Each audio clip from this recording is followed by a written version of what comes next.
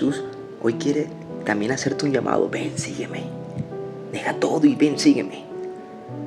Y yo te haré pescador, pescadora de hombres.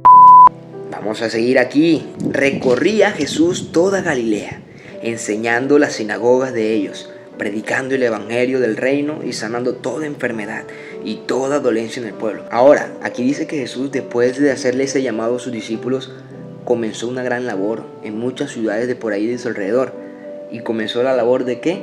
La labor de la predicación, la labor de la sanación, de los milagros, y que muchas multitudes lo seguían. Y ahora la pregunta es, ¿ustedes creen que Jesucristo, para tal magnitud de labor que estaba haciendo en estos momentos en diferentes ciudades, ustedes creen que Él estaba solo? No, Él ya iba ahí acompañado, Él ya estaba allí acompañado de sus discípulos, de estos simples pescadores que ya estaban trabajando con Él.